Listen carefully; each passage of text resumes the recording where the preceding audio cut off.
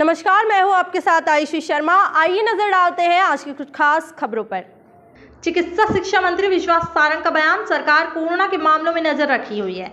रोज 75,000 sample ले रहे हैं, 30 लोग की कंटेक्ट ट्रेसिंग बढ़ा रहे हैं और कोरोना प्रोटोकॉल का ध्यान भी रखें। एक बार फिर वैक्सीन का महाअभियान चलेगा। अटल बिहारी वाजपेयी ने देश की राजनीति को नया आयाम दिया है।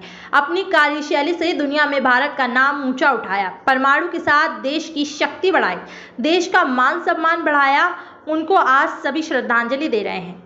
बीजेपी की जन आशीर्वाद यात्रा पर कांग्रेस के सवाल उठाने पर कहा है कि कांग्रेस को ऐसे कार्यक्रम में पॉजिटिव कुछ दिखता ही नहीं है, वो नकारात्मक देखते हैं। कांग्रेस के नेता ऐशो आराम के लिए नेता बनते हैं, बीजेपी के नेता जनता का विकास करने के लिए नेता बनते हैं। कांग्रेस का कोई नेता जनता के बीच में नहीं जाता। तीसरी लहर की तैयारियां चल रही है, कोई कमी नहीं है।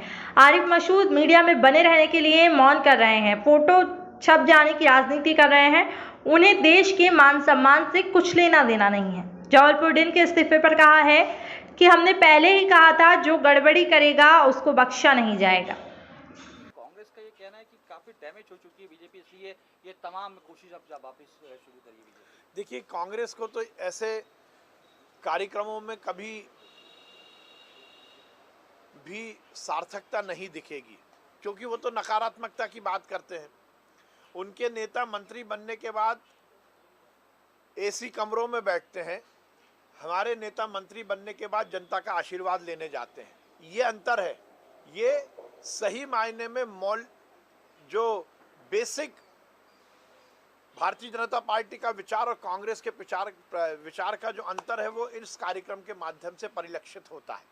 कांग्रेस के नेता ऐशो आराम के लिए राजनीति करते हैं, हमारे नेता मंत्री बनने के बाद जनता के बीच जाकर जनता के सरकार के कार्यक्रम बता के जनता को उससे जोड़ने का काम करते हैं।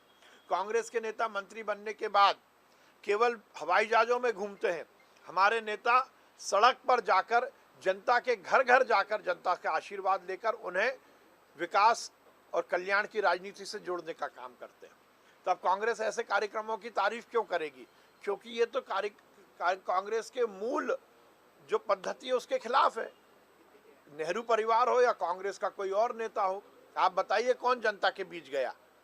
मुख्यमंत्री और प्रधानमंत्री और केंद्रीय मंत्री बनने के बाद कांग्रेस के नेताओं ने केवल ऐशो आराम किया, अपने बंगलों में रहकर एसी कमरों में बैठकर जनता के पैसे से ऐश करना, ये कांग्रेस की आदत है।